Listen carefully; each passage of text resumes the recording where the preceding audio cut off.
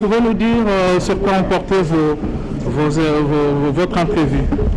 Comme vous le dites, nous avons répondu à l'invitation du président de la République dans le cadre des consultations qu'il a engagées, et ce en tant que membre de la Commission électorale nationale indépendante.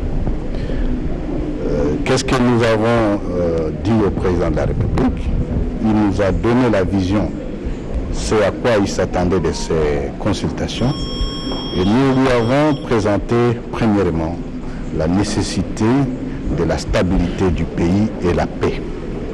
Au-delà de cela, en tant que commission électorale indépendante, nous avons présenté à son autorité la nécessité de la tenue des prochaines élections générales en 2023 et que nous avons désormais un projet de chronogramme qui nous amène à ces élections. Mais bien entendu, il y a d'autres questions qui touchent le processus électoral en général, dont, disons notamment, les préparatifs et surtout l'assainissement de l'environnement avant tout préparatif de ces processus électoraux. Monsieur le Président, en cas de dissolution de l'Assemblée nationale, est-ce que la CENI est prête à organiser des élections anticipées et combien ça coûterait? La mission de la CENI est déclinée à l'article 220 de la Constitution, 211 de la Constitution, c'est-à-dire conduire tout processus électoral et référendaire. En cas d'absence d'une institution ou bien d'une institution élective, il appartiendra à la CENI d'organiser les élections.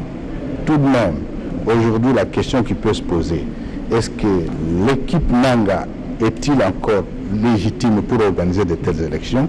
Ça fait aujourd'hui parmi les éléments du schéma critique préparatoire en disant il faut le plus rapidement possible désigner les nouveaux membres de la CENI qui vont faire les études et décliner les chiffres, par exemple, en disant ça coûterait autant. Je vous remercie.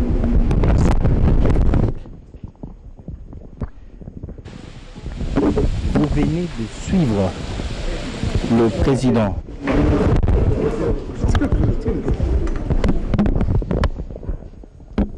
Vous venez de suivre le président de la Commission électorale nationale indépendante, Corneille Nangaa, qui est du bureau sortant.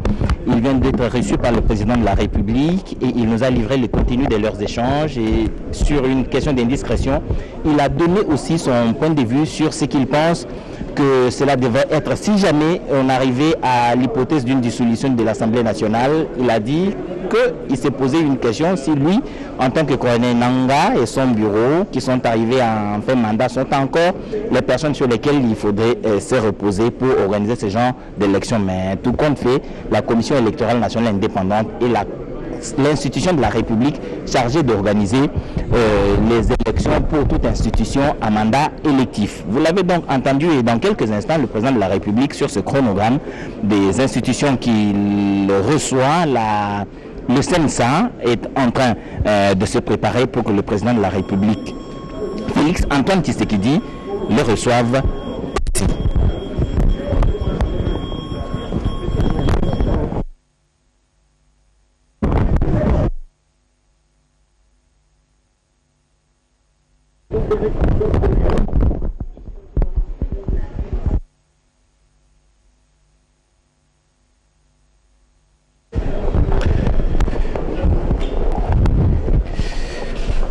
C'est